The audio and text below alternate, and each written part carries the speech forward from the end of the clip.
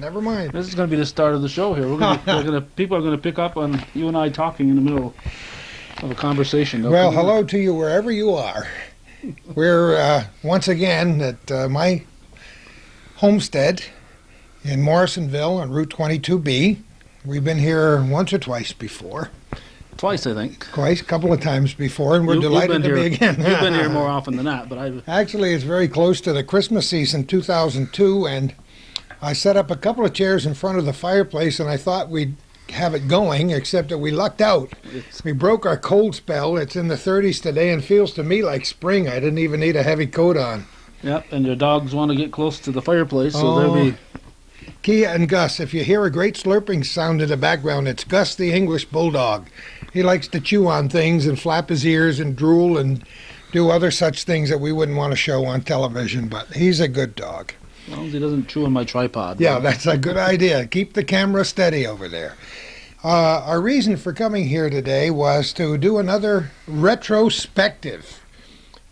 You know, come to think of it, we've done hundreds of television programs over the years. Calvin far more than I, but since 1997, several hundred of our little corners. And every now and again, it's time for all of us to sit and reflect. Yeah, some people might call it a clip show, where you show some old clips, but this actually doesn't save us much work, because it's just as much work, or more work for me to put this together than a regular show would be. But we've done two of these, and this will be our third, and it's just a nice thing to go over the shows and see where we've been and refresh our own memories. Even though we love to think that people watch every single minute of every little show, it's a possibility that some of our viewers don't get a chance to see everyone, and this might jog their memories as it does ours. Yep. But before we start on the retrospective, now hopefully by the time this is shown we'll already have the announcement, but I did want to, I don't know if this is a perspective before, what's perspective before it Prospective is fine enough for me. I love this picture. This is a book that a comic book that we're hoping to put out in 2003. And it's going to be a first ever teaming of two of the North Country's legends, and I'm really excited about it. Arto Monaco from Upper J, who has done so much for kids over the years and is such an imaginative person, is drawing the cover. This is a black and white version of his rough sketch, and he'll be doing it in full color. If that's a rough sketch, I can't wait to see the finished product. Isn't he amazing? I wish I could draw like that with a finished product without a rough sketch, but this is one of the rough sketches that he gave me to look at, and this is the one I like, and it's going to fold and open up into a full scene there if you open up the comic book. So I'm kind of excited about it. Tell us a little bit about why you're putting this comic book together. It's something we've described for our audience before, but I think it's such a neat idea. Yeah, well, I'll just touch on it because when the announcement comes out shortly after when we're taping this, I expect to do a full story on it. Oh, wonderful. But just to touch on it, Tom Tyler was born in the Port Henry area, town of Moriah, not Moira, but Moriah. And was born Vincent Markowski, went to Detroit area, then he migrated to Hollywood as a young man. Got into the movies in the early 1920s, and eventually became known as Tom Tyler, much like Leonard Sly became known as Roy Rogers. Yeah. And things like that. And Marion Morrison became John Wayne. Vincent Markowski became Tom Tyler. He was a silent movie star in the cowboy movies. He was a star of his own series in the 1930s and early 40s. He had, I'd say, 50 or 60 starring roles in the B movies. He was also a character actor, and he died far too young at age 50 back in 1954. But next year, 2000, as we're taping this, 2003, would have been his 100th birthday. So I asked two of our good friends to collaborate with me on a book celebrating Tom Tyler. So Arto Monaco is doing the cover, and our good friend Sid Calci is doing the 9-page artwork on the story. Just terrific. And I've shown you some of the the first page Oh, look before, at this. and that when Sid showed me that, I said, "Wow, he's just doing a fantastic job." It's got some little changes here and there, but as we're taping this, he's pretty much close to being finished. Just a few panels left being done. I wanted to, since these guys are both working so cheap, I wanted to give Sid a little incentive, so I figured we'd give his wife Ruth a job. So the heroine in the story is named Ruth. Oh, isn't that beautiful? And much to Sid's displeasure, she is being pursued by Mr. Tom Tyler. Oh, that's terrific. I love it. And of course, we needed some heroes that would work cheap, and we got this sheriff here that you might... Oh, Two-Gun Gordie? Two-Gun Gordie. That's pretty funny all by itself. We recognized the face about 55 years ago or so. Oh, that's beautiful. It looks like the fellow used to work in Adventure Town, doesn't it? It sure does. Yep. So that's Two-Gun Gordie. He's going to be the sheriff in the story, and Well, I'm proud to be associated with it. That's a shock and a surprise. and we got three villains. Sid the Kid, who will be the brains of the outfit, Of course. and we got a guy named Ardo, who's I suave love and sophisticated, it. And it looks like him. and this is Colorado Now, wait a Cal. This is I'm not Sid's, sure I see the likeness there. This is what Sid thinks I look like. So Oh, those are the three saddle mates. maybe after you had that tooth pulled today, you look like that. Oh, that's beautiful. So this is a little perspective here of what's in the works, but nothing to do with Hometown Cable's ventures here on tape. But and another character. He hasn't. He's redone him since this year. I also included a little picture of Bob Venn in there too. Did you really? Yeah, Oh, isn't that? But he's redone that shot, so it's not available at this point. But so I'm kind of excited about it, and like I said, hopefully by the time people see this, we will have made the official announcement, and there will be a lot more information. I think about it's it. important to tie a couple things together here. By the way, this is Calvin Castine, for those of you who may not be familiar with Calvin sitting on this side of the camera. He spent so long carrying the camera on his shoulder, filming our little corner and all the other things he's done over the years. But Calvin has a history with books. I don't know if you called your former venture a comic book, but what was that magazine called that you wrote for? It was Sick Magazine. Sick Magazine, like a comic book. Yeah, like Mad Magazine. It was more of a magazine format, but it was named Sick, and most people are still familiar with Mad Magazine. Sure. It was that format, but just not quite as good as Mad Magazine. That's why I was How able long to... did it last? We talked about this once before. I think it was into the... I've seen it. I've been watching it on eBay because I've got a copy of all the ones that Oh, you do? articles I've written, but I want to pick up a couple extra here, so I keep my eye out. And I've seen copies into the middle to late 70s. So I wrote for him in the early 60s and the mid 60s. And You started when you were a teenager then. I started right after I graduated. I was 17, and that fall I picked up a copy of Sick, the first copy I'd ever seen. I said, hey, I could do that. So So you did. I sent a little story to Joe Simon, who was the editor. Joe Simon, for people who are into comic books, part of a very famous duo in the 1940s. He and Jack Kirby created Captain America, who I think probably everybody has heard of. Yep. So Joe Simon was the editor, and so I just submitted stuff. It was just freelance stuff, but it was fun. For how long? I would say 3-4 years off and on, just some years more than others, and so. Just a great experience. We all have had interesting experiences that some of our friends and neighbors might not be familiar with, and that's one of yours, and I know you cherish that. You really had a good time doing that. Yeah, and of course I was young and a little on the shy side, as that might be hard to believe, but I did have a guy that had contacted me that I've never met the guy, and he wanted to submit some material and he wanted to know how to go about doing it. So I gave him Joe Simon's address and told him what I would do. And then he later on went to work for Marvel Comics, so I contacted him at that point. He was one of the editors there, and sent in some stuff from the story ideas I had on some of the Marvel characters like Spider-Man and so on. And he invited me to take a writer's test, and I never really followed up on it. So who knows? What could have been, right? Yeah, who knows? We go down a lot of different paths.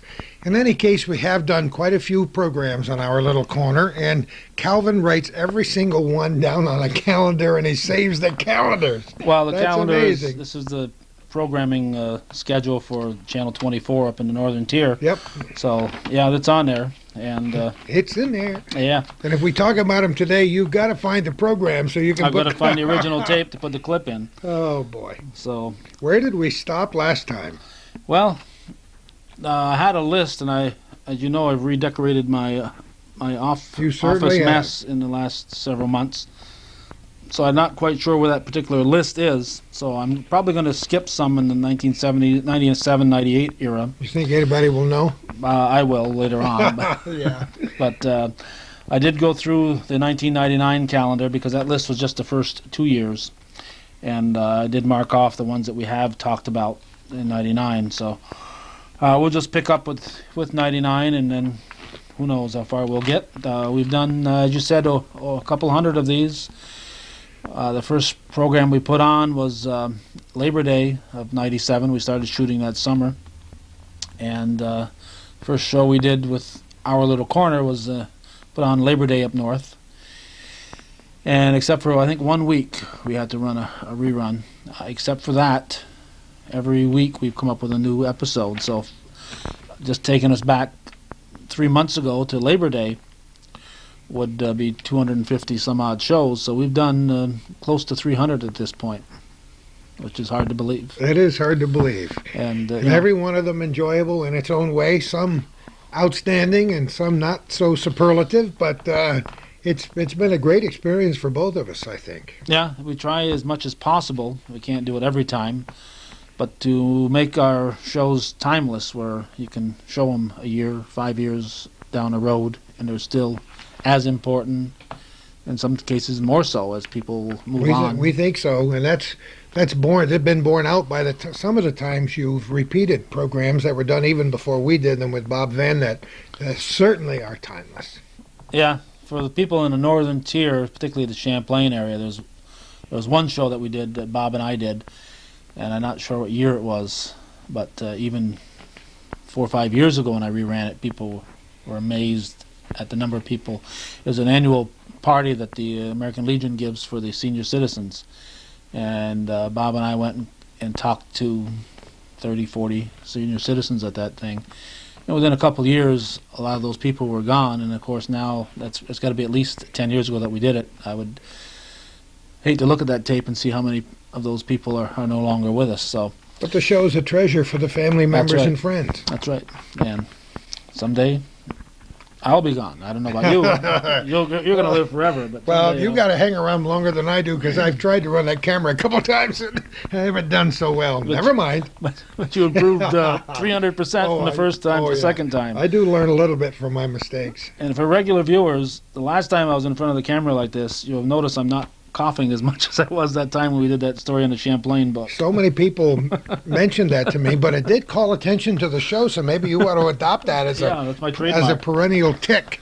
We were sitting under the trees there at the Penfield Park, former Bailey Avenue. Yeah, It was not a good year for asthma this year. Oh, so boy. ragweed was out in force. But let's get into our retrospective. okay.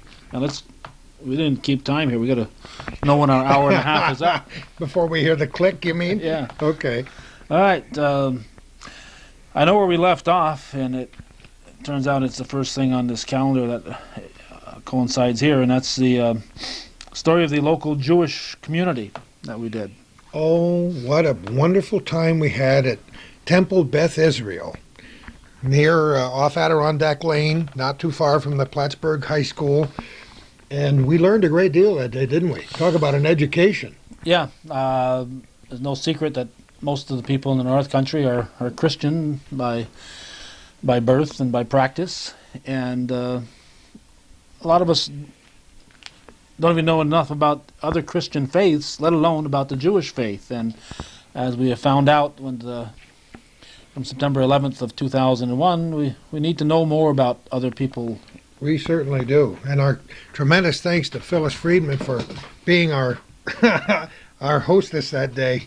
For those of you wondering what that sound was, that was Gus the Bulldog crawling underneath the bench in front of us and making strange sounds.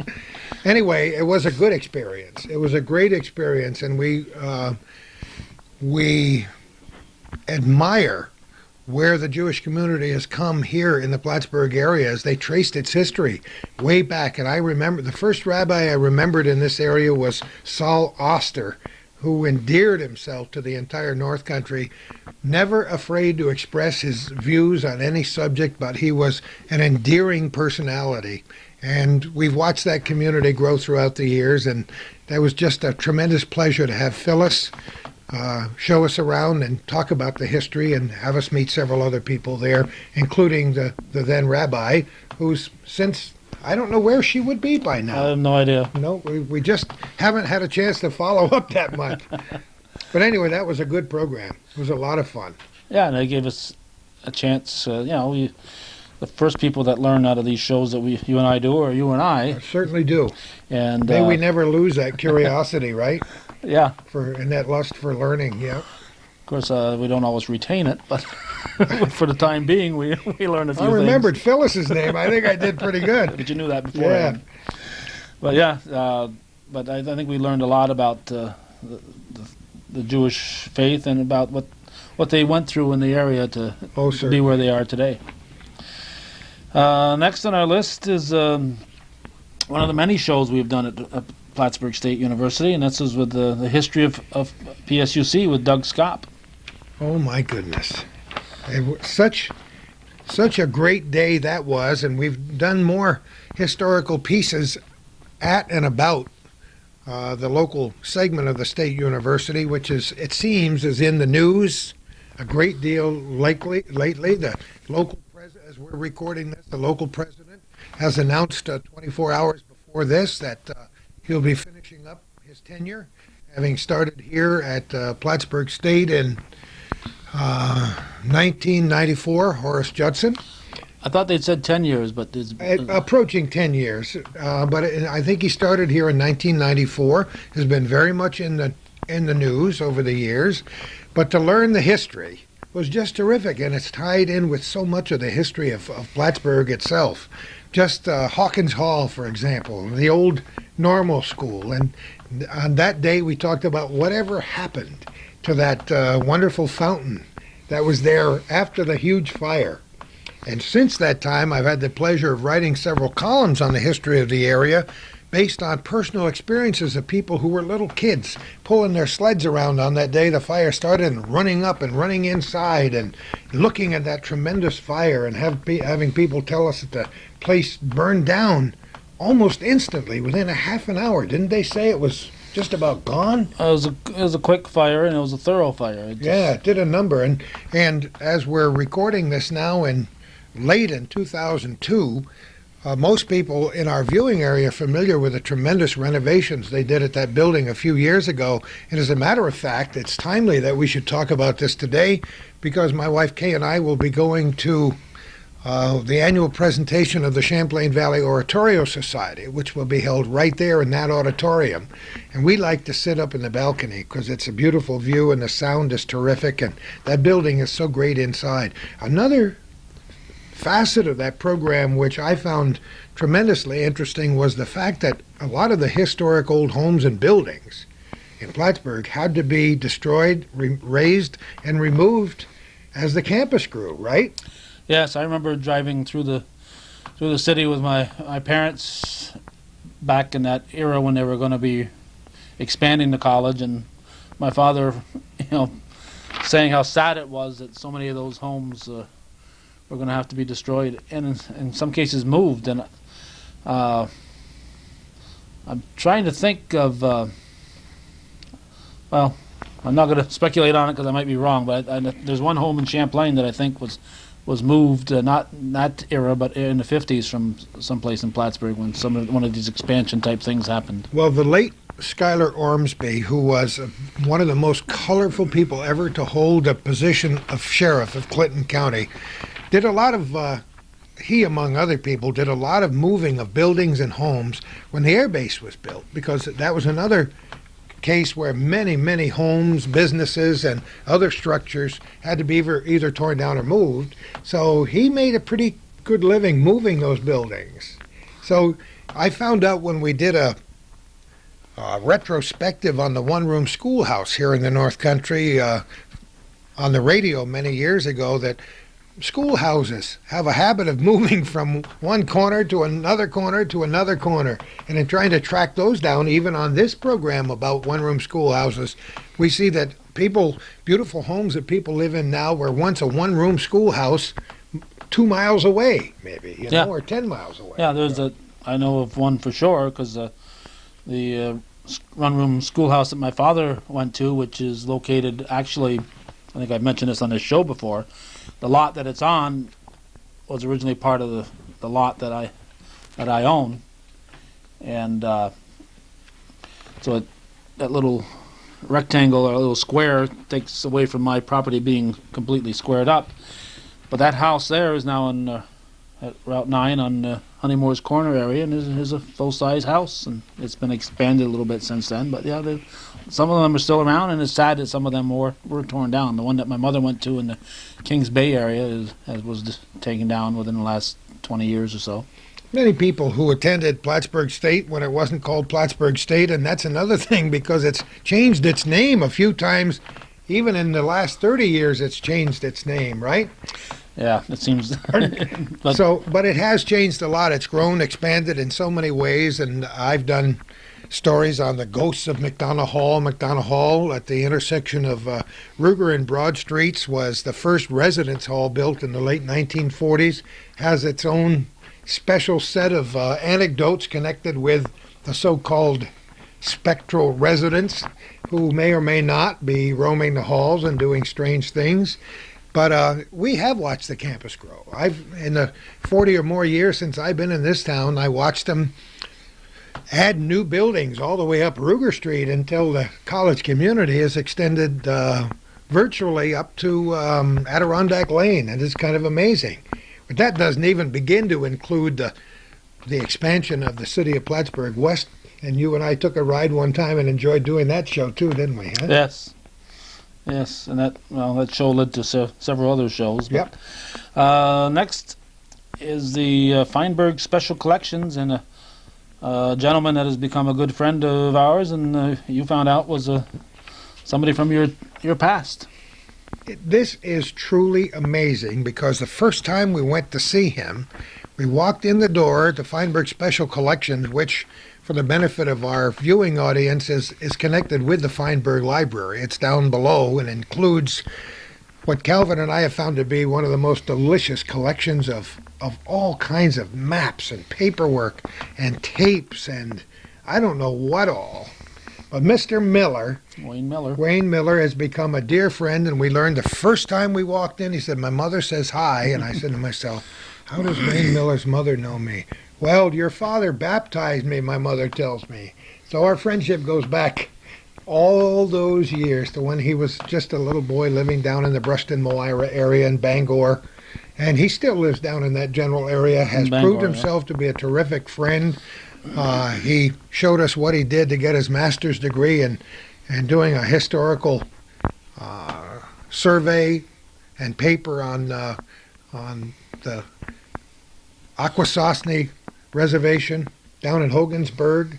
And it just so happens that I spent a lot of my childhood year and have renewed some of my own friendships thanks to our shows up at the museum in Chiota later on, which I'm not sure will be included in this group. But it's amazing how your life, it goes around, it goes down different roads, and it circles back. And that's the beauty of it. Meeting a guy like Wayne Miller, that was a great experience for me on that day. And you had never met him before either, had you? No, well, we had met him when we did the show with Doug Scott. Was the first time we'd met him. Oh, yes. But anyway, and just getting and several times a little slice of what they do in the Feinberg Library has gained a special appreciation for you and myself. We've covered the opening of that wonderful research tool that they have via the internet called Polaris, which has undergone a metamorphosis even within the last few months. And how many times have you and I clicked onto that since the first day we opened that up? Well, it was very helpful when I was putting together the book for the town of Champlain history, because I could click on Coopersville or Perry's Mills or bootlegging or whatever and find a bunch of newspaper articles that I could go and look up and get this information. So it was extremely helpful, and it's an ongoing process. They're not done yet, but for people who are not familiar with Polaris, it's on the Plattsburgh State website under the Feinberg Library, and they're cataloging all the newspaper articles, all the books that they have. So you type in a category and you click on that, and it'll list all those stories. So you can go there and actually look them up. They don't have those stories on the internet.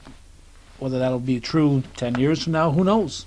I wouldn't be surprised. Click on it and actually be able to see the a lot of man hours to do that, and there's been a lot of paid time and volunteer effort involved in that. But it's it's the new digital world. To put that on the internet and make it available to people all around the world is tremendous. But Wayne Miller and others like Wayne Miller have enhanced your appreciation and mine of history, not just locally but global history.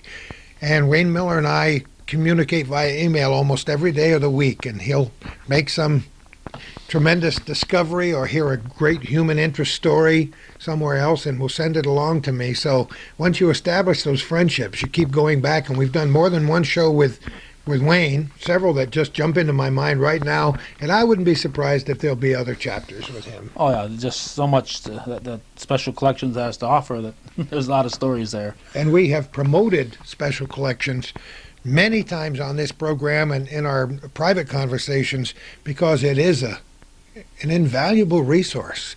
And if people don't know about it, too bad, because they could probably check into some of their family history right there in those walls, right? That's right. And I think I've mentioned this part before. When we were up in Messina this year, we're talking to Teresa Sharp, the historian there. I'm sure you would have remember that name if I had forgotten it. In a week and a half or so. And some of their early history in Messina is missing. So I remember a map that Wayne Miller had shown me, showing the early 1788 map of New York State. So it shows that town that Messina was in at that time, which I believe was Palatine. I think it was actually right on the border of Palatine and Caughnawaga. So I've since sent that map to Teresa, and she is pursuing it further. So yeah, even if you're not from Clinton County, you can go there and get history of stuff throughout the state of New York and beyond. And hopefully, with what we're doing humbly in our little corner program, and what you're doing outside of that, and what other people are doing, we will kind of excite people into learning more about the history of this area. It's good for them and their offspring, and it's good to get tourists here who finally realize that, hey, that's a very special place where we live. Yeah, and Special Collections is devoted primarily to our local area, so there's a tremendous resource there for people looking to find out more about our little corner. You got it. Good name for a show, huh? Yeah. Our Little Corner. Yeah.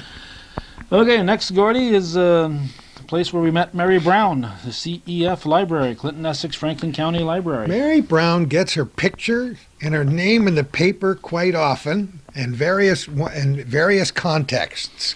But I thoroughly enjoyed that day, and since we went there, it's undergone some massive changes since that time. But what an experience. I mean, long before computers were invented, I recall spending countless hours every spare moment when you were probably out on the ball field playing pitch and catch or one-a-cat. I was in the Messina Public Library, at lunch when I could get out of school and after school and holidays.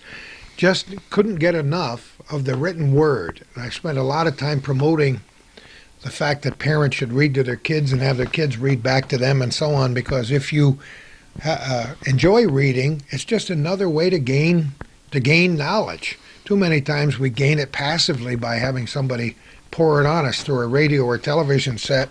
But when you read it, when you do the investigation, either in libraries or on the internet, what a great way to get it in.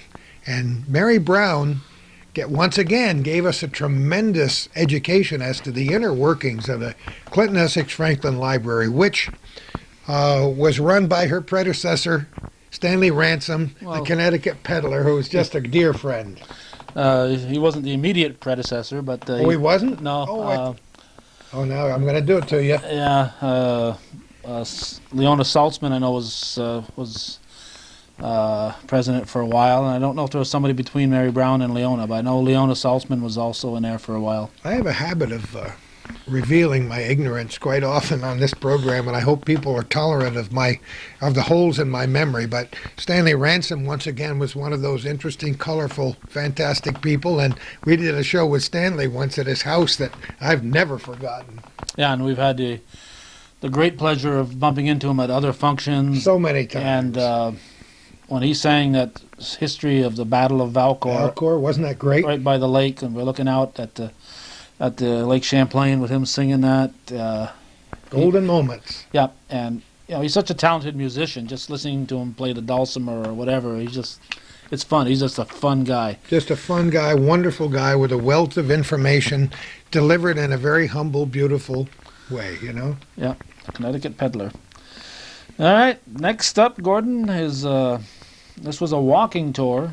This was done. I mean, we actually got exercise one day? This was in 1999, and this was the precursor of the driving tours that we took at the end of the year, because, as we all know, 1999 was the end of the 1900s, so in the end of that millennium. We walked our way into the new millennium? Well, we went downtown Plattsburgh and walked around. And it was almost by mistake. I think we had an idea for a show that day, and it fell through. Something I'd wanted to do. So I said, "Well, how about this?" So we just walked and talked, and what a great experience that was. I remember the moments just looking at buildings and trying to scratch the surface of those old cobwebs to try to find out what building was there, what business was there 20 or 30 years ago. That's a favorite thing that we do in this program, to show people businesses today, reflect on what they were in the past, then go back a couple years later and see what's happened since that time. Yeah, I wish we could have taken that same walk in the mid-1950s. And don't you? Just to look at the cars, let alone the buildings. Well, we know so much about the history of Plattsburgh now that we've learned since these celebrations, or should I say commemorations, of the Battle of Plattsburgh have grown since just in the years that we've been doing this program, and before that. We've learned by osmosis so much of the history, the battles of Plattsburgh and Valcour, and what was situated in what end of town. And now, I don't know, we should take another walking tour next summer. Let's wait till the weather gets better. Yeah, not today. Because the beach area will be changing. The CP rail yard will be moved. The Clinton County Airport will have a new home on the former Plattsburgh Air Force Base. Well, that's going to be a long walk if we go from... Well, we can start from here. But anyway, the downtown walk was really tremendous. And at that time, we talked about the fact that downtown was looking better, because it got a little disheveled for a while. Well, businesses were, once the mall opened up, Pyramid Mall opened up, businesses were fleeing the area, and when Ward's pulled out and some of the others, it left a hole, and you just can't suddenly fill up that hole. So, yeah. But then the downtown merchants formed an association, and they've worked hard to bring it back. And there's a lot of, as we're taping this in December of 2002, I just finished assisting some people in a business forum. And we had roundtable discussions, one of which I moderated with 7 prominent business folks in the area, to see what their take was on the last year, because the 12th such business forum was held in before or just after 9/11. And people didn't quite know what effect that would have in December of that year on the following year. To come back a year later and talk about that, talk about the present and the future of business in the North Country, that was an awful lot of fun, and it changes all the time. I mean, we're going to have some massive changes in this area. So in the future, we got a lot to look forward to. They were discussing there this, what is now turning into a controversy. Today's newspaper, for example, I don't even know what day this is today. Is it the 6th? Today's the 6th, because tomorrow's Pearl Harbor Day. December 7th, a day that will go down in infamy. Yeah. But it is the 6th, and in today's paper, more talk about that proposed annexation of the certain parts of the former base property. And this kind of discussion goes on between municipalities anywhere a base like this closes, and I've learned a great deal about the history in other areas where, after the 1988 BRAC closures, they're still arguing about it. So let's hope some of these things get resolved by the time this program airs, or by the time we do another retrospective. It's hard to tell. Those type of things will go on for a long time. Fortunately, in the United States, when a municipality wants to annex another, there's laws that will guide us through it. And just because a community wants to annex part of another community doesn't mean it's going to happen, because anytime one entity grows, the other one shrinks. So you got to understand the opinion of both sides in these matters. But there's a lot of parts of the world where annexations take place at gunpoint, and we're fortunate that ours take place in the courts and by the ballot box. It's very interesting, but as the world grows, the future of business is something they discussed in this recent forum, is one business buying another business or merging with another business, being connected with, to the point where you and I don't really know what the bottom line is for a lot of the folks we do business with. Who really owns this business? Who are the guiding hands behind it? And sometimes we're a little bit surprised when things do happen, or somebody declares Chapter 11, and we find out who's really running the show. It's interesting, isn't it? Yes. But to watch our downtown grow and change is terrific, and that began a series of very interesting programs, didn't it? Yeah, later on that year we took driving tours, and I took some driving tours without you up in the northern tier. And, son of a gun. Yeah, well. It was a lot of fun, though. Yeah. Well, it's fun, and it's just a necessary documentary to document that stuff, because, it'd be nice to go back 50 years, 100 years, and just in a time capsule to see what it was like, and that's what we're trying to do. Not many people are able to see the change of a millennium in their lifetime. Yeah. We interviewed a lady this past summer that had seen a couple who was 104. Well, she hadn't seen more than one millennium. But the change of the century. Yeah.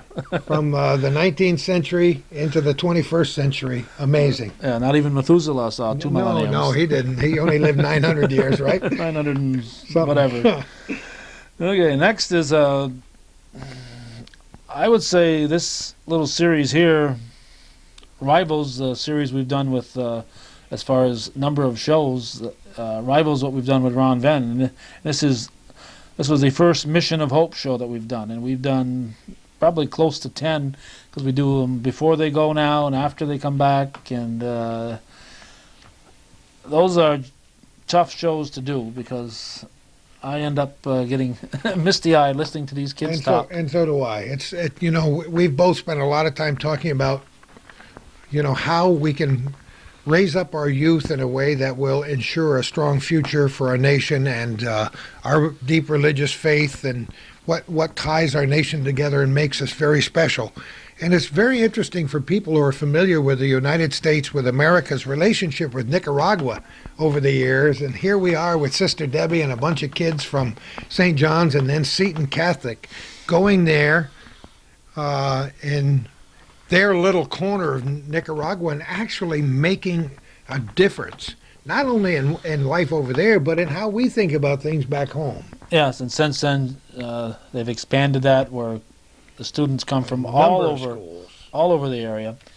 And what they decided, and I think it was very wise, was rather than spread their limited resources out over a vast area, was to concentrate on one area and make a real difference in that one area, because you can be overwhelmed trying to help so many impoverished people, but if you can concentrate and make a difference there, then you can probably expand on that, and that's what they have done. And as we were taping this, I've got a phone call in to Sister Debbie right now looking to do a program on the next chapter, and now that she's even expanded it, so they went for briefly this past summer in August.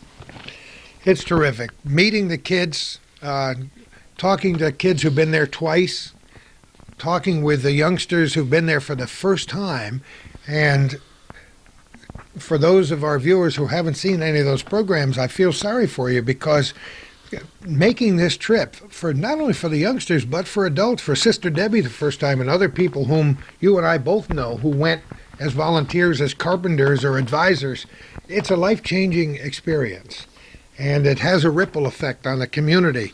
It gets larger and larger every year, to the point where they have to have giant boxcars full of stuff that they take over with them, and all the anecdotes about plane rides and trying to organize all the things that happen over there has been a great experience for them, and peripherally for us as we talk to the kids later on. Yeah, and oftentimes you see people talk and you figure that maybe they're just trying to say what you expect them to say, but I haven't gotten that from any of these kids that we've talked to. What you hear from them is sincere and from the heart. Well, and stories that we won't bother to repeat now because we've got so many other things to talk about. The stories they tell, when I say life-changing, I mean life-changing, because they changed my life in hearing them. You know, these kids learned things like humility and how to be unselfish, and to get rid of some of the traits that are part of our American society. It's helped them to step back and get a better perspective, and added a tremendous maturity in a very few days, right? That's right, and almost to a person, every one of these kids say they get more than what they give when they go on these trips. Gosh, that's great, and it was a good experience for us too. Yes, and it's an ongoing experience, and we'll be doing it again. Yes, but they got to stop talking about all those sad stories. Oh, I know. All right, next on our list is we're back to Stanley Ranks, that story we did with Stan. Yeah, and what a delight. This was the first time I'd really got to sit down and talk to a while with Stan. And, you sometimes think of the head of a library as maybe a stuffed shirt or whatever, and, just the opposite with Stan, and, of course, Mary Brown, too, and Leona Salzman and whoever else we might be talking about. But Stanley's such a real person, and has moved up here from the Connecticut area, and took such an interest in this neck of the woods, and has dug out so many songs and stories that would have been lost if not for the efforts that he has put into it. And he's put out several tapes and CDs of his songs, and he's written songs about the area, like the Blueberry Pickers and the Riding Down to Saranac. I've looked out the window here and watched youngsters and adults go by on tubes and all kinds of makeshift rafts over the years, and to hear him tell the story just brings it right back, just like the berry picking does, and the city with the stereo smell and all those things that are familiar part of our own historical background here have been captured in song. And the people who write songs are historians too, and Stanley is the best of all those worlds because he is a musical historian. Before he ever came here, he was on Long Island collecting the history of music down there, and he has in his collection, I don't know how many things. I've written columns about the wreck of the Julie LaPlante, or whatever it was there in Lake the Wind She Blow, and if you ever get wrecked on Lake Champlain, whatever, be sure to. And I still get comments about that. And Stanley and other friends of mine have been those people who are a tremendous source of information, like Wayne Miller. Go to Stanley when when you're talking about an old song or a folk song that dates back a couple hundred years, he's got it or knows where to find it. So not only is it a tremendous friend, but he's a good historical resource in that house that he lives in. What a beautiful house. Yep, and Stanley does it with a sense of humor too. It's not just a staid history. It's his songs are fun and something that all ages can enjoy. You can get a little kid out there and listen to that, and they'll enjoy it. And you can get some old fogey like me or you or whatever, and we enjoy it. And it's just everybody in between. Our special thanks to Stanley for all that he's done. This is a good time to do it because later on in our series of programs celebrating the Diamond Jubilee of Physicians Hospital CVPH Medical Center, he and his wife were instrumental in putting historical timelines together for us, which were invaluable in that pursuit. Yeah. Next up, Gordie, is a story we did at the Press Republican, and most of it was our tour guide was a guy named Zeke Fleet, and I was sorry when Zeke left the area because everybody should have a community with a guy named Zeke Fleet in it. Of course. Once again, a very interesting personality. Like so many people who came here to be stationed on Plattsburgh Air Force Base, many of these CEOs that come from out of town jump into the community with both feet because they know it behooves them to become a part of the community quickly. They join the philanthropical, charitable organizations. They join business forums such as the one we were just recently involved in and others. And Zeke was one of those people, very colorful guy. And talk about history. We learned a great deal about the inner workings, and through us, our viewers, the inner workings of the Press Republican, newspapers in general, how stories are collected and written and published. But talk about history. Think of the changes in the Press Republican, in personnel and the way they do things just since we did that show.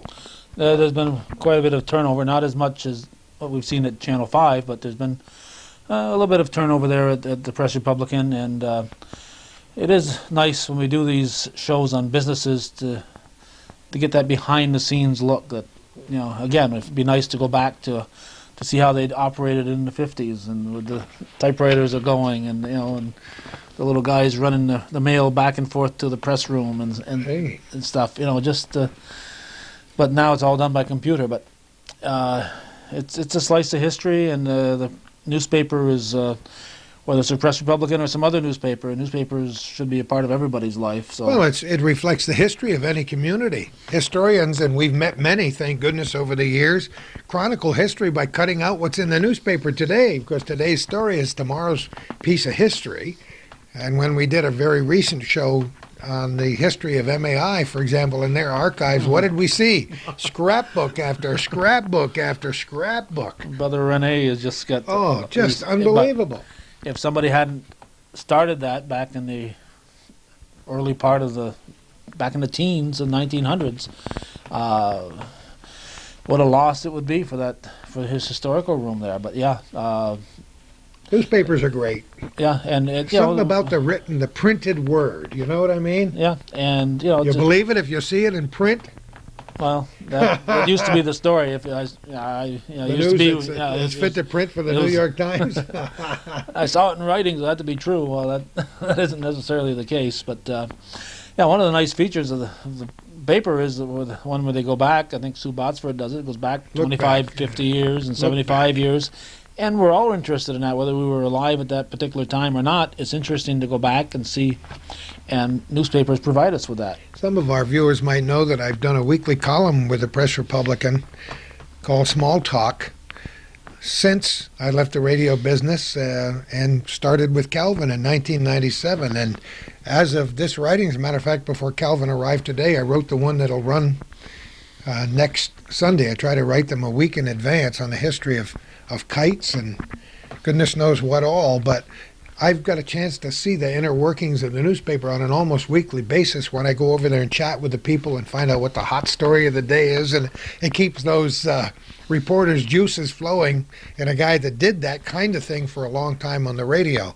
But I also get to talk with Sue Botsford, who does the Look Back column, who happens to edit my column, and so we chat about what the look back might be for the next time, and she tells me the things that she uncovers.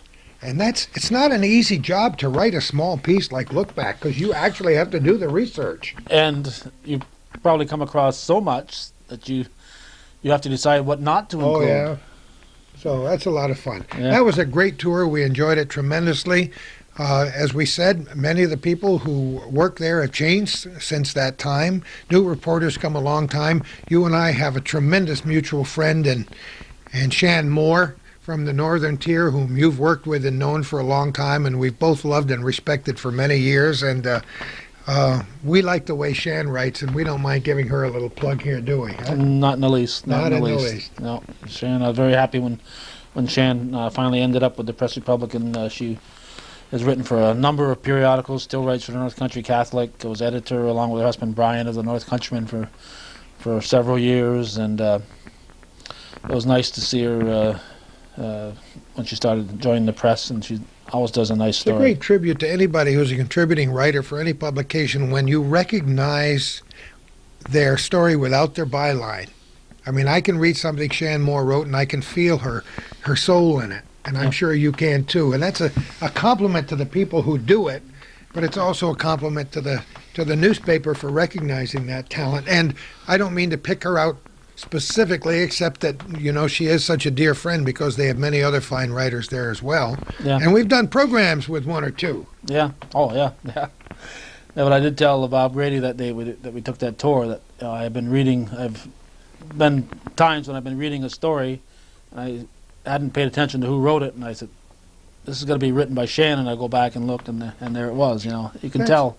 That's nice. She does put her. That's nice. She does put her heart and soul into the story she writes. And Bob and Jim Dinko is still there. Jim Dinko, another great character in the fire rescue business here in the North Country for a long time, and Bob's wife, Lois Claremont, who does such a fantastic job. I walk in there, and you know, it's like all the old movies that we've seen about newspapers on a modern scale. But it's wonderful to go in there about 4 or 5 o'clock in the afternoon when some things aren't coming together and some things are, and then just when you think you got the headline for the next day, all hell breaks loose and there's a brand new headline. To watch them scrounge, there's no experience that's more delicious than that, you know? Yeah. I love it. A daily deadline is tough. Next on our list is one of the interesting people who lives in our community, Peter Bray, who resides in Moores. Pluto?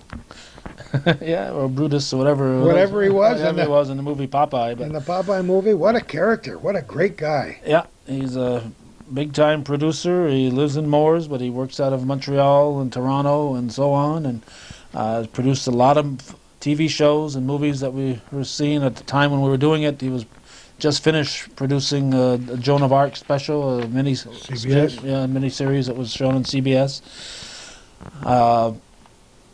Was it on CBS? I can't remember. Yeah, it was on CBS. Jack did the story on it, so yeah, it had to be on. Jack LeDuc did the story on it, so it had to be on CBS. You can count on it. And he was a person that you might say, without fear of contradiction, is bigger than life.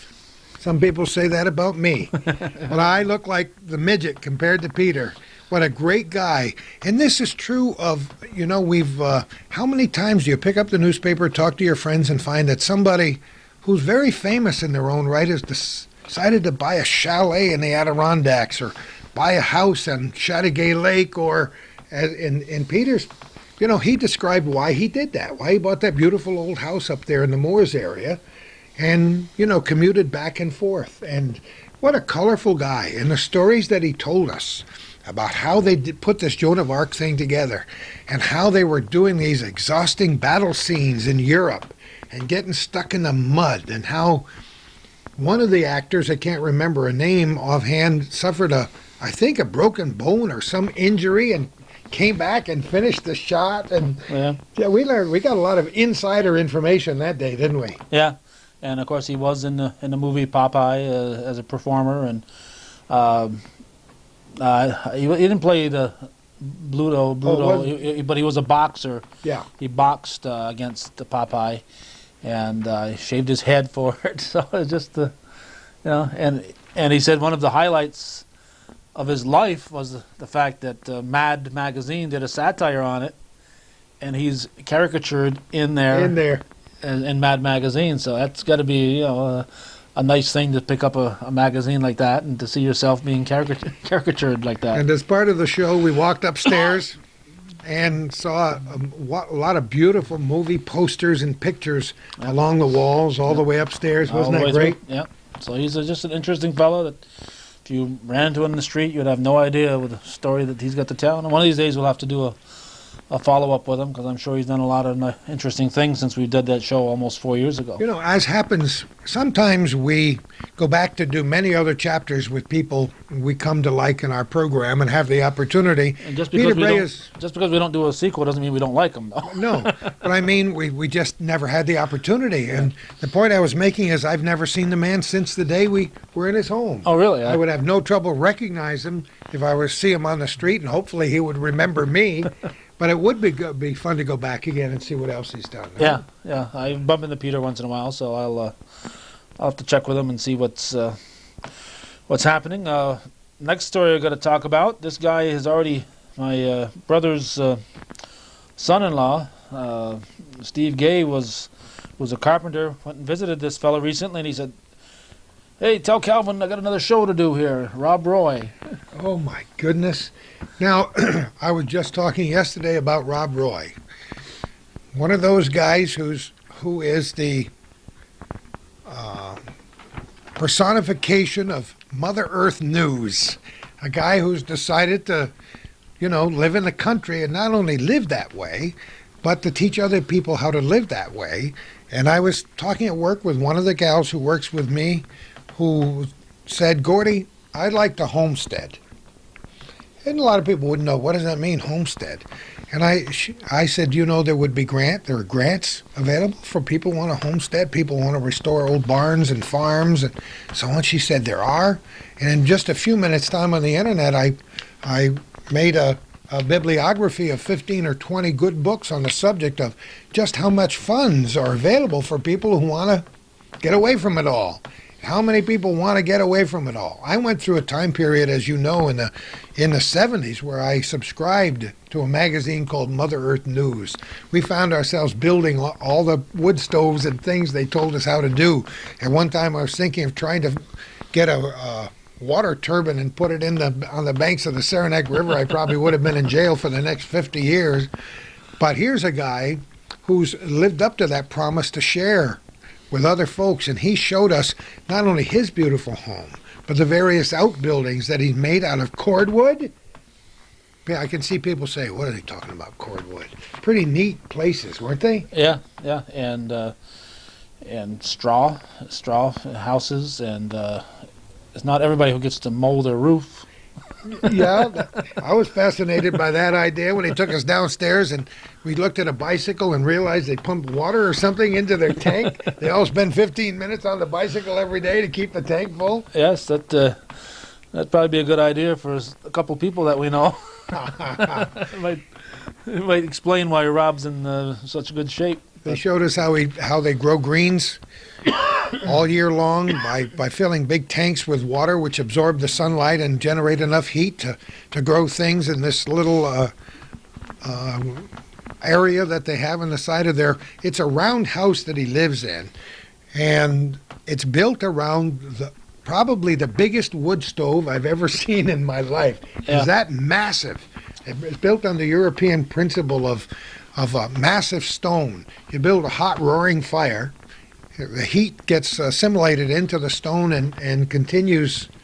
It's the gift that keeps on giving, Yeah. And then remember when he showed us that hole in the wall and how they look through there and see something. I don't know if it was the winter solstice or the neighbors at night or what. We're looking at something astronomical because he had like his own little Stonehenge out in the yard, didn't he? Yeah, and he's done a lot with the monoliths and stuff since then.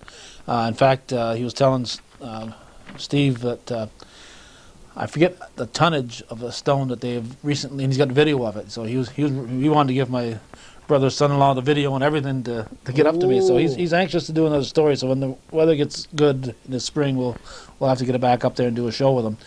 But he's got video of them actually lifting this huge stone in the same way that it would have been done Way back when. way back when. He's been to, I guess he's been to the Easter Islands and seen the big stone figures there, and again, this is interesting because Rob is different. He proclaims to be a pagan, and he believes in these these monoliths and the rituals that go with it. He certainly worships nature. Yes. So, he's somebody different, and it's always interesting, and he's such an interesting person that, He shares it by doing workshops. They have outbuildings where people who come from down south and out west and Alaska and Hawaii and other countries in the world just to learn about the strange knack of building. He refuses to allow them to electrify his property, for example. He uses solar energy and wind power. Well, most of the people on Murtaugh Hill were that way. That's how that community started up there in Murtaugh Hill in West Jay-Z.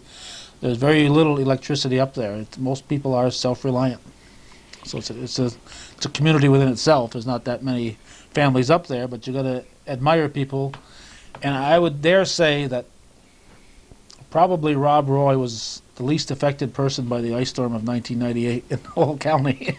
Might have done a little number on his windmill up there, but then he's got solar power and various other ways to survive. And yeah, you're right. People who had the alternative energy sources survived as good as anybody. Yes. But that was a great day. A lot of fun. Started outside, went inside, and all around the grounds. And that's one of those golden moments as far as our little corner is concerned. Yeah, and we will be doing another show. I first went there with Bob Venn a few years before that.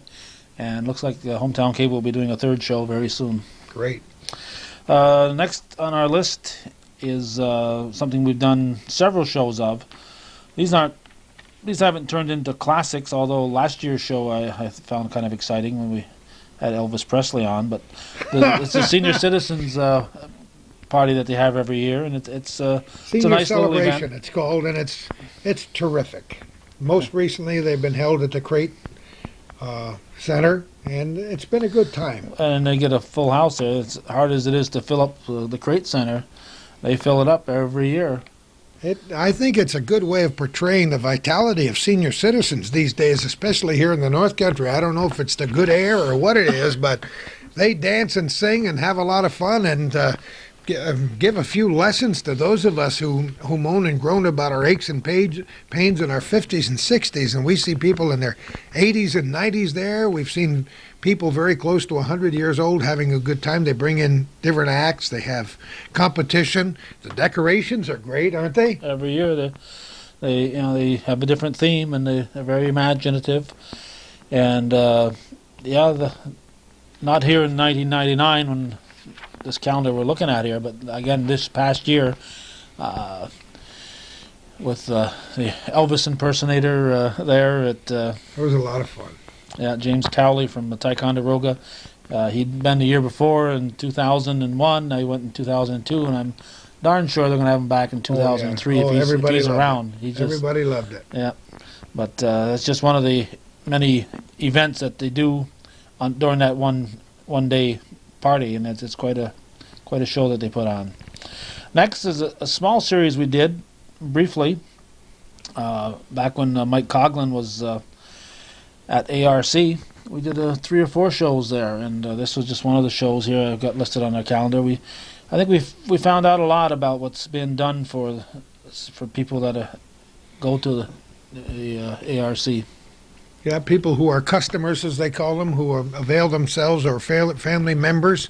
It's very often that those of us who at least fancy ourselves healthy physically and mentally refuse to enter that world because somehow it frightens us, embarrasses us, or some other in other ways puts us off.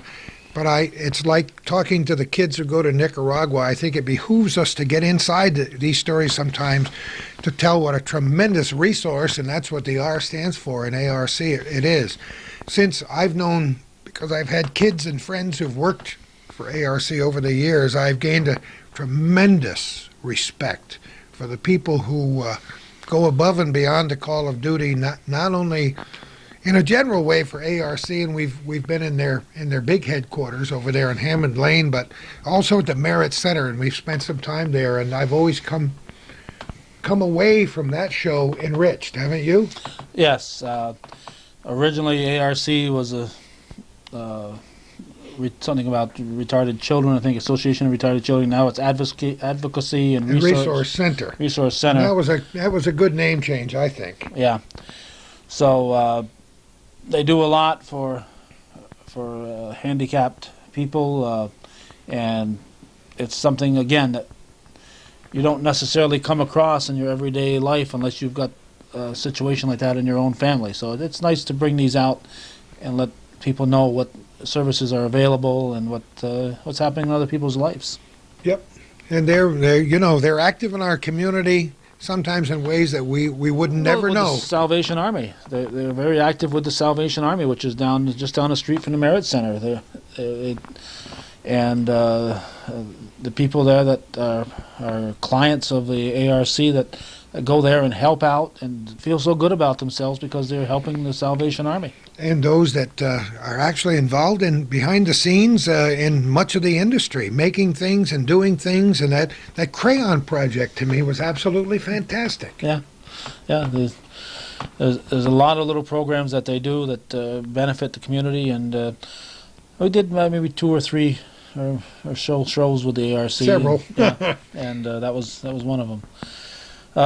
Next, we won't touch on too long because we covered this fellow in our one of our past shows. But next on our calendar here is the show we did with Clyde Rabideau on the North Country Cemeteries, and we've done several, and including one this year with our good friend Clyde Rabideau Sr. Just to get in the newspaper every now and again, and within the past week of the time when we are recording this program, I saw his picture in the paper because the newspaper was doing a series on the history of the French influence. Yeah. You can't talk about the history of the North Country, even the history of the Castine family, without talking about the French influence, can you? It's not so much in the early history of this area. There were some French that had come down from Quebec and so on. One of the first families in Champlain was the Asselin, which is now Ashline family.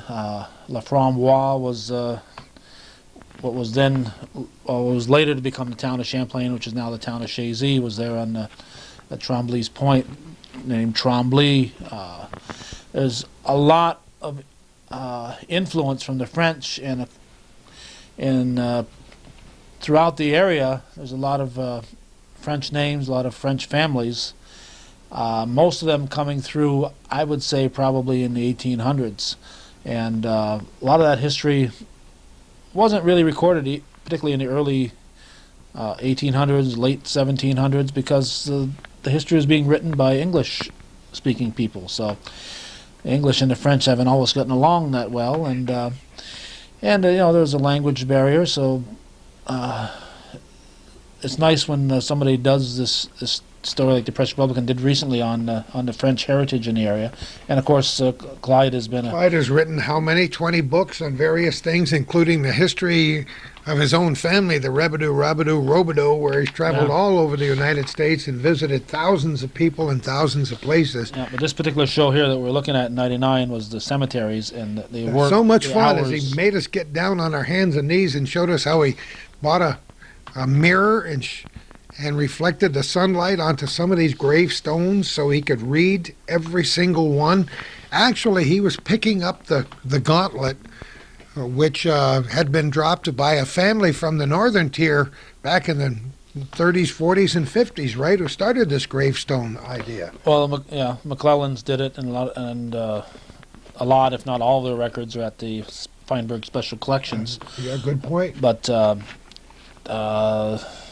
he has expanded on what they have done, and it's spurred other people to go on and put more interest in these old cemeteries. So I know it gave me a click in my heart when I saw my own name in there. Yeah, your name is on it because we already bought a mausoleum spot, and I said, "Ooh, I'm glad the end date wasn't listed."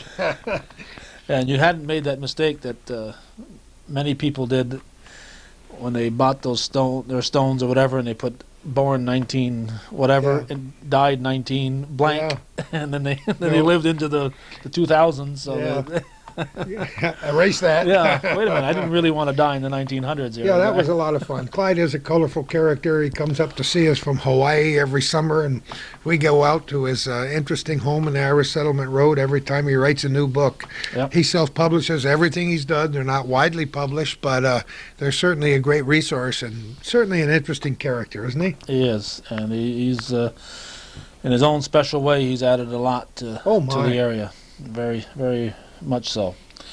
Next, again, we won't get into a big story on this because we did cover this fellow in one of our previous retrospectives, but on this one here, we went on board the Juniper with the guy named Captain Frank Pabst. Oh, my dear friend for well over 40 years, and you've known him for a long time, too. I don't know how many trips we've taken on that Juniper and had so many good times, but long before the Juniper days, Frank and I were good friends and did some diving together, and certainly over the years and even within the last few days have talked about the history of this area.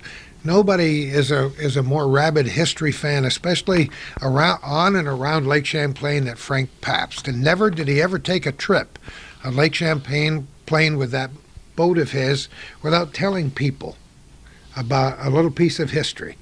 And a lot of things that we're doing today to conserve our history were started by the likes of Frank Pabst, whose exuberant, if I might use that word, exuberant ideas were sometimes hit people so hard over the heads that they were taken aback and didn't respond immediately, because Frank is one of those guys who he wanted to get it done today. And some people in bureaucracies around the North Country frustrated him so terribly that those ideas didn't always come to fruition. But there are those of us who've watched guys like Frank Pabst, guys we call gadflies, who can just put in the needle just about that far and prick the surface and get people moving, you know what I mean? To back off and get committees formed to get some history done. And I'm sure that if it weren't for guys like Frank Pabst just getting that needle in a little bit 30, 40 years ago, that these wonderful shows we're doing on the Valcor project and history of Lake Champlain and so on would never have come to fruition. So Captain Frank, as I know him, deserves a real tip of our hat. We've had a great day. You climbed the ladder too, didn't you?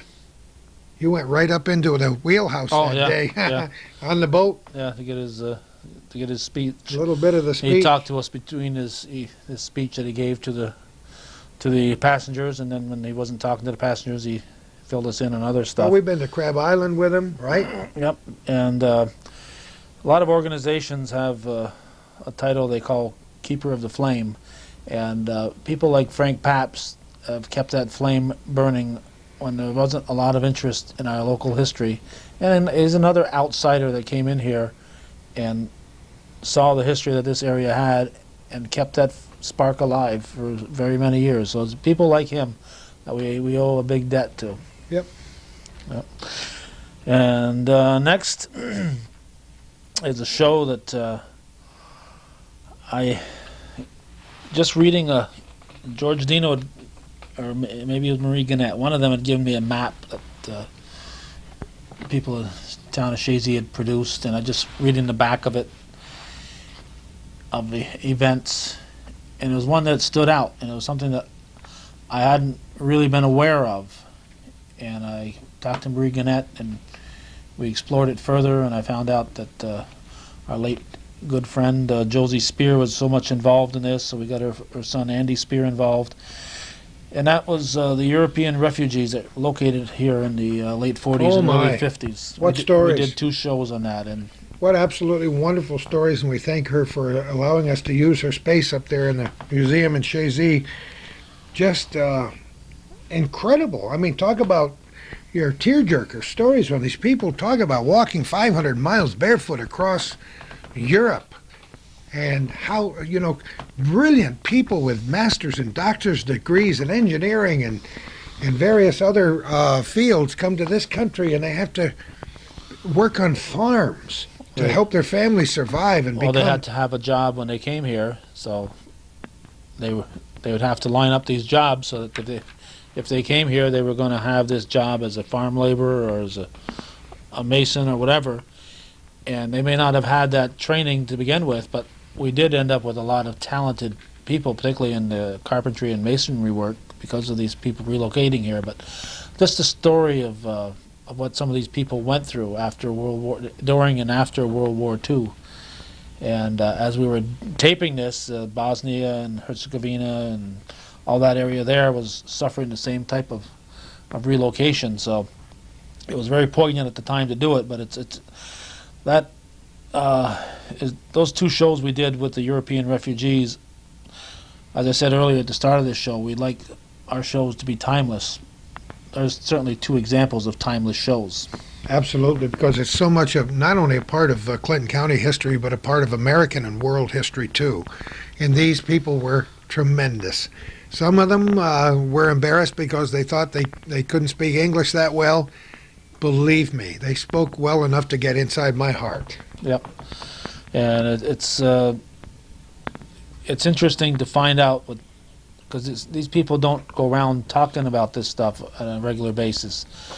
So it's interesting to find out the hardships that they went through and appreciate what they went through. You know, being born here in the U.S. of A., we kind of take it for granted, and sometimes takes people that have suffered these hardships to appreciate what we have here. You know, it's too bad. And Andy, of course, and his mother have been friends of mine for a long, long time, since Andy was a very young guy. And Josie Spear ran the kitchen band here in the North Country for a long time. And unlike some of these other people whom we've just talked about, Josie Spear was a very flamboyant, exuberant person who was interested in just having fun all the time. But she was a big part of this whole transition with the refugees, she and her husband back in those days, and deserves a special mention. Yeah, her and her husband, Dr. Spear, and of course Josie lived a full, healthy life, and starting a kitchen band, and Just so a much. good Just friend, brought a lot of joy lady. to a lot of people. Kielbasa. That's the magic word, kielbasa.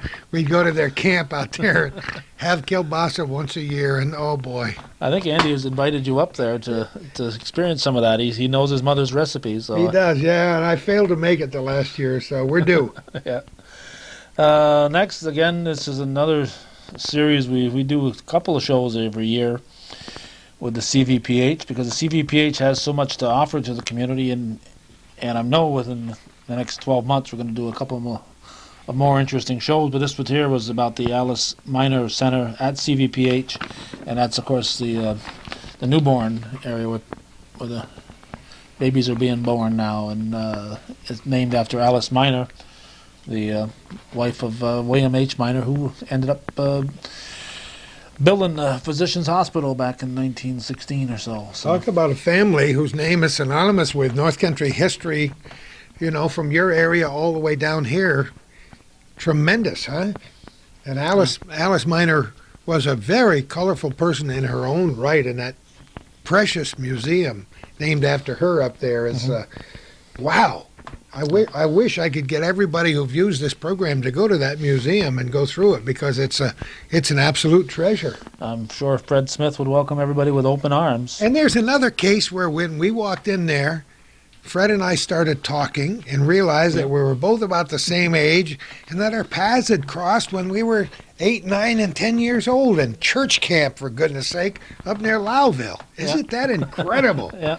So that was a nice day for me. Yeah, and Fred's such a genial host. Oh, just a wonderful guy. But that's not the show we're talking about. No. We're talking about Alice talking about the hospital. Yeah. And the hospital does have so much to offer. It's just amazing that the changes. You talk about other places that have undergone changes.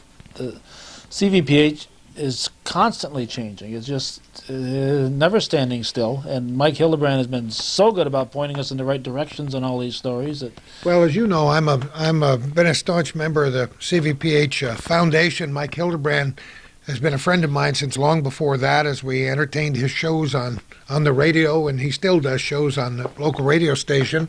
So he was an asset when he came to this community. But talk about almost world-class, perhaps world-class medical center. As we're doing this program, a tremendous new ICU unit is being built, and now we're just launching into a whole new era of being able to do work when people need bypasses. How many people do you know who's had double, triple, and quadruple bypasses and had to take some pretty long trips to get that done, who will in the future be able to accomplish that right here? And it's wonderful to remember back to the days when there were two separate entities in town, Physicians Hospital and Champlain Valley Hospital, to watch them merge, be a part of that whole process, and now to see that campus grow, and not just the buildings that are right there on Beekman Street, but it seems like all over town. Everywhere you go. Yeah, they've got satellites all over the place. In fact, my wife recently had trouble with her knee, and she went to the Consumer Square, the open MRI there.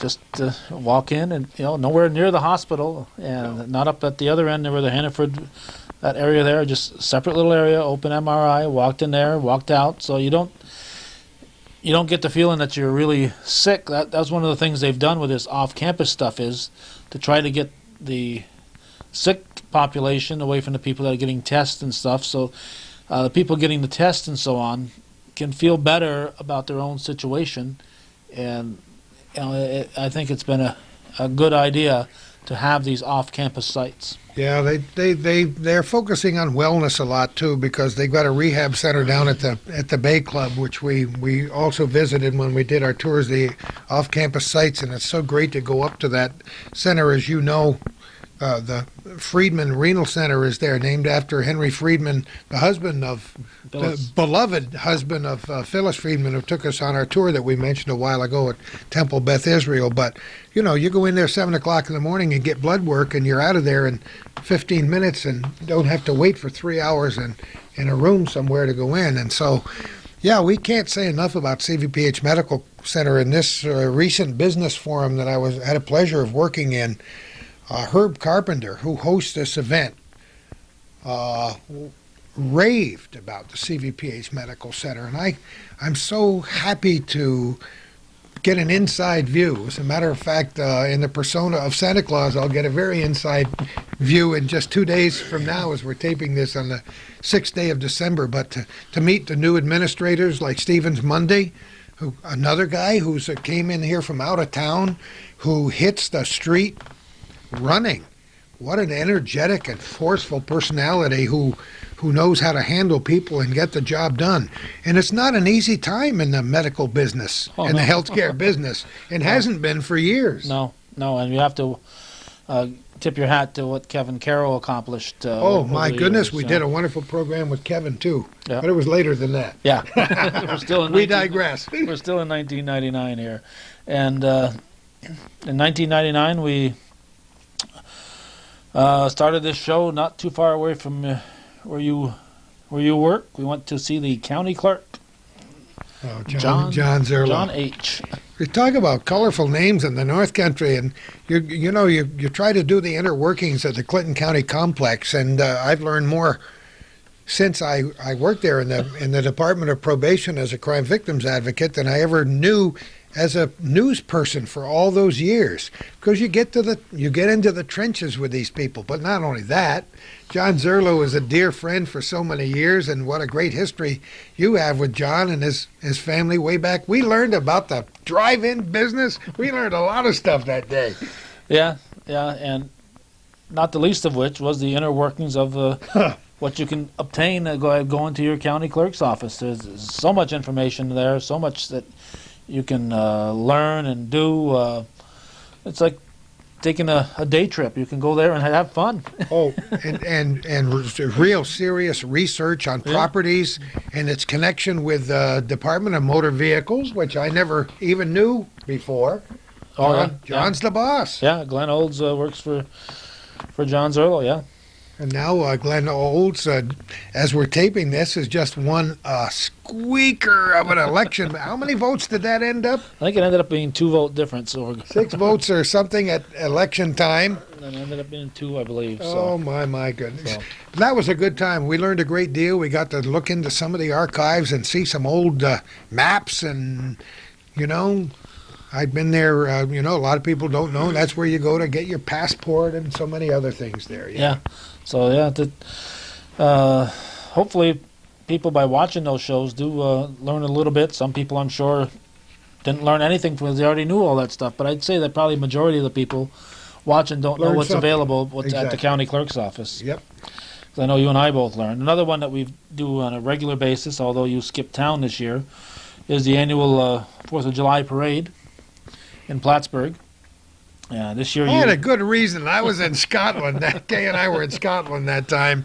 But it's always been fun. I've seen a lot of 4th of July parades in the past, including the one with Louis Satchel Mouth Armstrong. And on July 4th in 1964, as the area celebrated its sesquicentennial. And so, yeah, I've seen a few of those July 4th parades, and you have recorded them for posterity. A lot of them, right? I probably do close to 10 parades every year.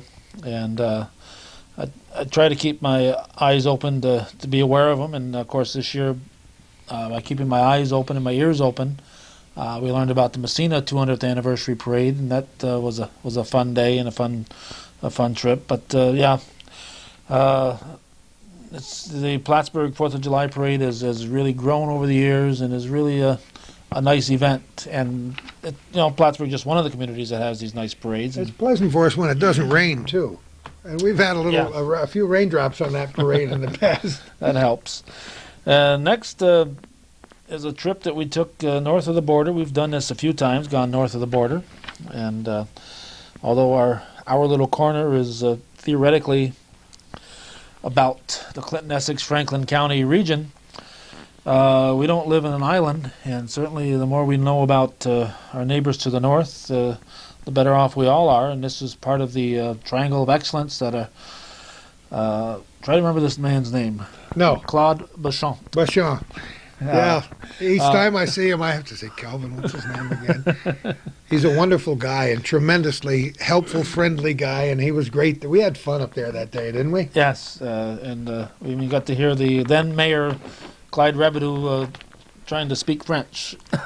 We interviewed kids, we interviewed adults. Peter Clavel, we interviewed him. him. Peter, what a wonderful personality, because he and Clyde had just taken a trip somewhere, hadn't they?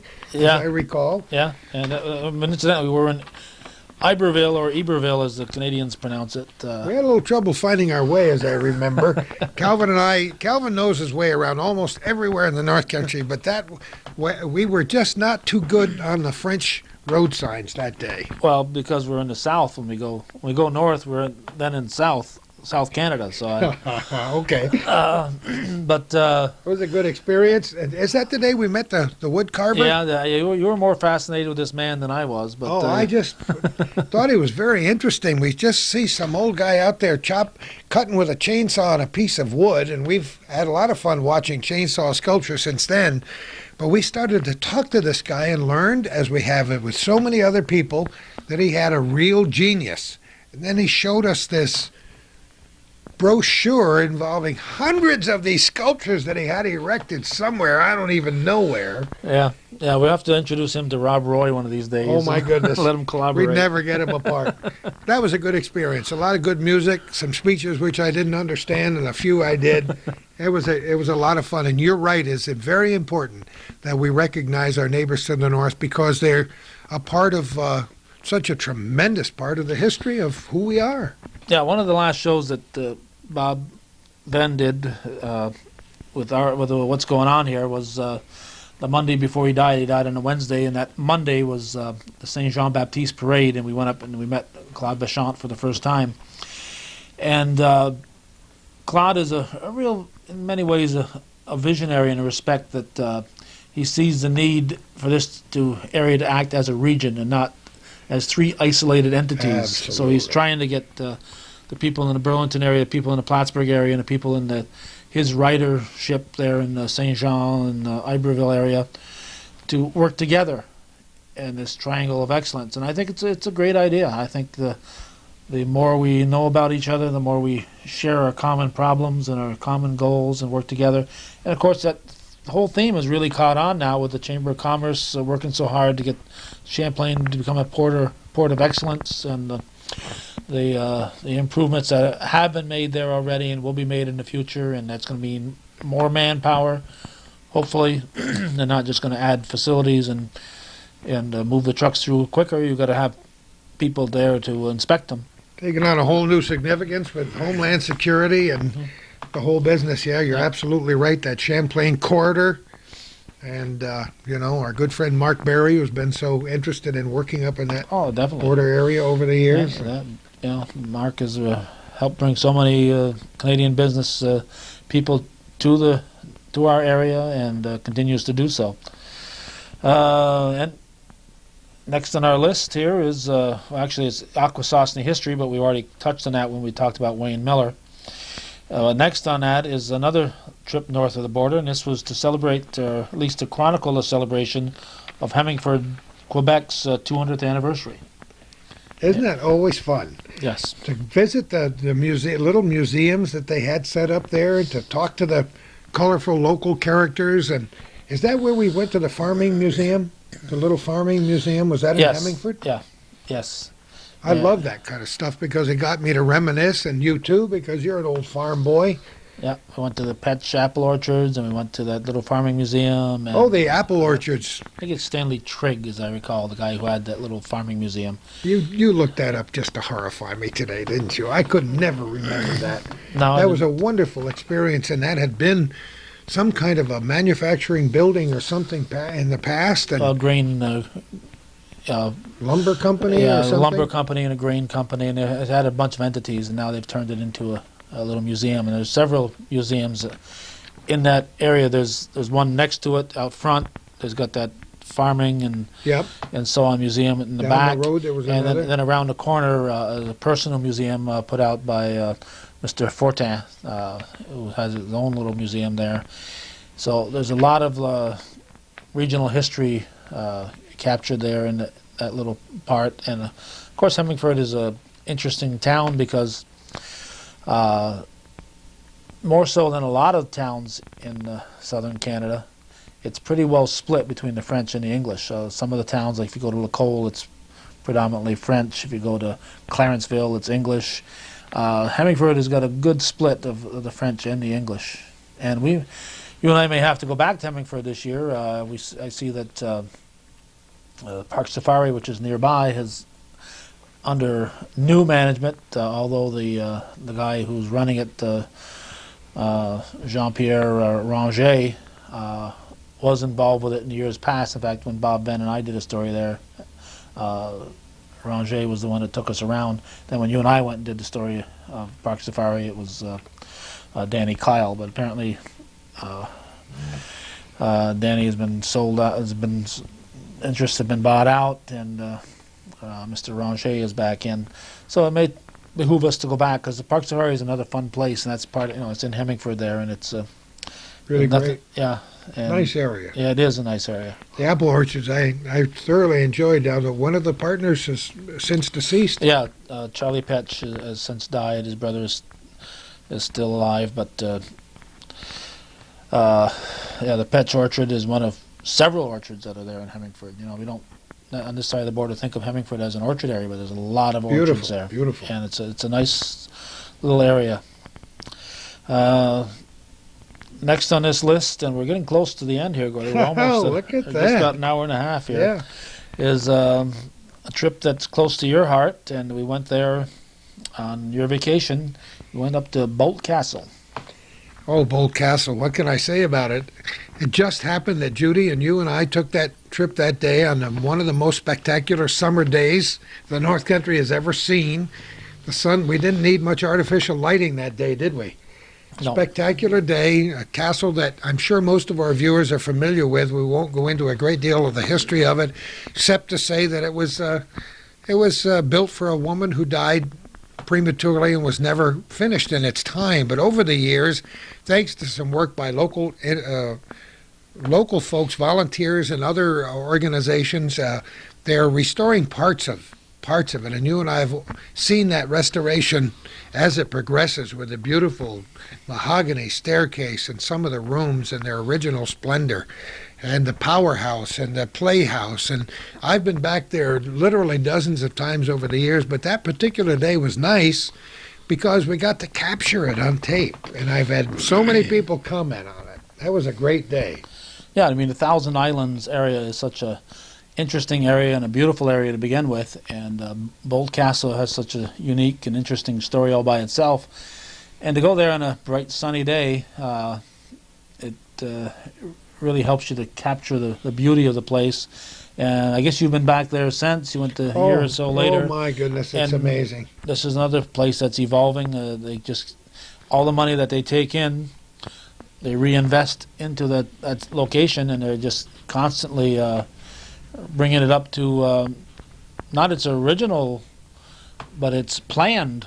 Yeah. Yeah, it never really, when it's finished, not at all. it will look like it was supposed to, not the way it did look at the end. I know, isn't it amazing? And 100 years ago, I might add, and we even got to take a trip over to the boathouse, which I had never visited before, so that was a special treat. Yes, and if people have never been there, you say most people in the area are familiar with it. I was not familiar with it until I saw a New York State travel brochure that showed this castle, and I said, that's a place I'd love to go someday. And you said, oh, I'm very familiar with that place. And so I said, well, since you're only 80 miles or so away from there on your vacation. They're a special charm to the Thousand Islands area, and the people have owned islands such as Arthur Godfrey and many others. You might think a tour of the Thousand Islands would be passé, something people did 50 years ago. Guess what? The natural beauty is just as nice today as it was way back when, and it is worth a weekend or a week in the area because it's just nice up there. I love it. Yeah. And it's also the home of Adventure Town. And now Exandria Bay. Was the home. Was, way back when, yeah. Yep. But it's a day trip. If you want to go and come back the same day, you certainly can, and it's certainly worth the drive. We're going to wrap up here, and we're only at August in this 1999 calendar. That's because you talk too much, Calvin. We're back on board the Juniper, and this was because a historian who he's not local, but he writes about local stuff, was on board talking about his latest book on Lake Champlain. That was Russ Bellico and his Lake Champlain Chronicles, and or Chronicles of Lake Champlain, whichever way it is written. But Russ Bellico has been up a number of times, and he's a longtime friend of Frank Papp's. And we took a boat ride and talked to a lot of people who have interest in history. We did end up the show talking to Russ Bellico about his book, and it was another interesting trip on board the Juniper because we got to talk to a variety of people and got a lot of insight into what other people know about the area, and it was a fun day. It was a great day, and Russ Bellico deserves a special mention here because that isn't the only book he's written about this region. He's passionate about this region as we are, and uncovered a lot of things for his books that a lot of us had not known before we saw them. But it's been tremendously interesting for us to interview authors. We've interviewed several people who've written books that you and I are especially interested in on how many different topics over the years. For railroading comes to mind with Mr. Shaughnessy and Jim Shaughnessy, yeah. Jim Shaughnessy and that trip we took. So, yeah, we make a special point of picking people whom we think will be of interest. They may not be famous authors. They may not be obviously famous for anything, but they turn out to be colorful, like the Mesick story at the sawmill that you and Bob did. You know, they're all part of the fabric that goes to make up this great North Country that we live in, that we cherish, and that we want other people, not only now but in future generations, to learn about. It's a fun trip you and I are taking down this road, isn't it? It is. It's neither you nor I make much money out of this show, but we get a lot of Is that the personal. understatement of the millennium? We do get a lot of personal satisfaction. Not that we have anything against trying to make money on this show. So if you got any money, send it to us. Yeah, send money. We're always looking for underwriters, companies to help support our programming. Correct. But the personal satisfaction we get is the reason that we keep going. Calvin and I are like sponges. We like to soak up as much North Country history as we possibly can, and obviously we eat well in spite of the fact that we're not rich. We are spongy. But we have had a lot of fun. We've actually traveled fairly far and wide. We've been as far away as Tupper Lake and up toward Blue Mountain Lake, which was a tremendous experience. We'll go back there again sometime, I'm sure. And hopefully you've enjoyed the reflection that we've been able to give when we send it back to you through the eyes of the camera. Hopefully, I know I get a lot of feedback, but I know you get a tremendous amount of feedback from the That's viewers. because my face is on there.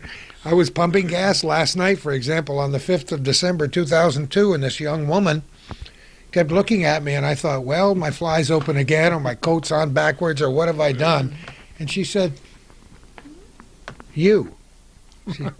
And you wonder what's going to... You're that guy on TV. And I said, yeah, I am. Thanks for noticing. She said, yeah, my husband and I watch you all the time.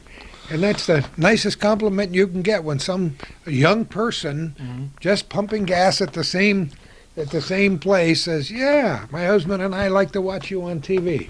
That's what makes it all worthwhile, doesn't it? Yes, some people look forward to those weekly shows, and to them it's like a whole learning experience. They know by the time the show is over, we don't hit a home run every time, but generally they know by the time the show is over they're going to learn something about the area. And what amazes me is we've still got a list to do currently. We constantly keep our eyes and ears open for story ideas. If people have any story ideas, don't be bashful about passing them along to us. But it amazes me that we've gone this amount of time and are still able to come up with new and interesting stories from the region, because as you know, as we mentioned before, although I've been videotaping the local area since 1983, we didn't start doing what's going on here with Bob Ben until '89, and we didn't start doing it on a weekly basis until 1990. But here we are 12 years later, and 5.5 years of that with our little corner, and we haven't run out of stories or ideas yet. So there are always several in the hopper ready to go, and people who invite us there, and then they get sick or something happens and they can't do it that moment. So we haven't forgotten you, and we'll find you. And we'll do it in the future. It is a lot of fun, and it's a great deal of fun to sit there as we did today and just reminisce a little bit. It gets my brain cells jumping back and forth to try to recall most of the names which I've long since forgotten, which Calvin has to come up with every time. But we enjoy each other's company. We have a lot of fun doing this, and we'll do a lot more in the future. Thanks to you for watching this program. Thanks to you, Calvin, for coming here today. Well, it was you had to kind of stay home today because this is a story we're going to be doing very shortly, hopefully. Your wife, Kay, was at the eye doctor's today, and hopefully very shortly we'll be doing a story on one of our local eye care. Eye care for the Adirondacks, and Dr. Shell Dolan, who's been well known in sailing circles and just about anything else throughout the years. And Kay's had both of her eyes done and is just so thrilled to all of a sudden have 20/20 again. Huh? Isn't that neat? Well, my brother Sam did it. He ended up with 2015, so he was he was really. Isn't that amazing? Yeah, he could see like a hawk. Yeah. So opens up a whole new world, and literally, doesn't it? Yeah. So we'll be doing that show from the inside. We thank you all for watching our little corner. Have yourself a great whatever it is you plan to do today, tonight, tomorrow, or next weekend. And who knows where we're going to be next time for our little corner.